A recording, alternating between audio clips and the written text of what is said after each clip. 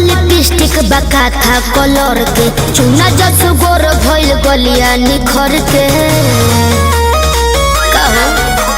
होठो पर लिपस्टिक बका था कलर के चुना जस गोर भइल गलिया निखर के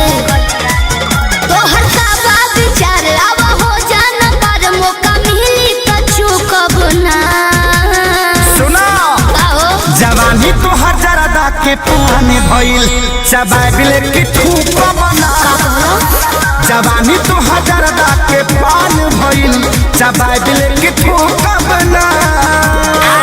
घोड़ जतनी करे जाओ जोर जाइबो म्यूजिक बाय आर्या शर्मा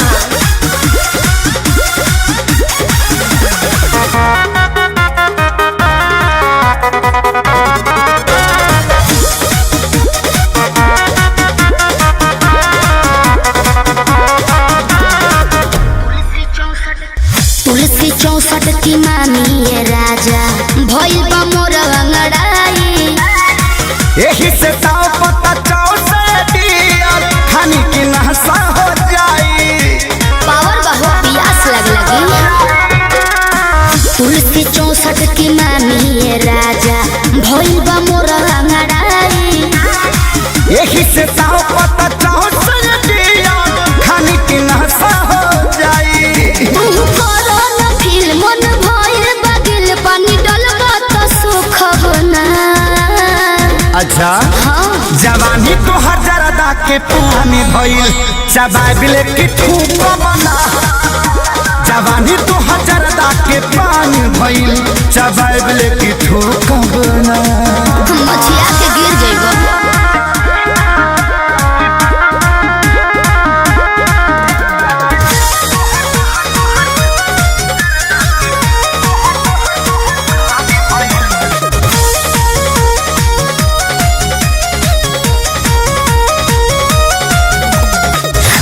बनी कलकत्ता के भइल तोहरे ला कटल सोपारी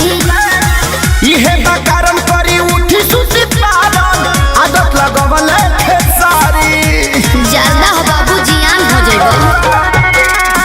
पता बनी कलकत्ता के भइल तोहरे ला कटल सोपारी इहे बकारम करी उठी सुती पारन आदत लगवल खेसारी रोज आंसू विवेक खाई चाहे लेके लाइन दी है करू कबो ना जवानी तो हजारदा के पानी भइल चबाइले की ठूक बना जवानी तो हजारदा के पानी भइल चबाइले की ठूक बना फिर घुट जाता नहीं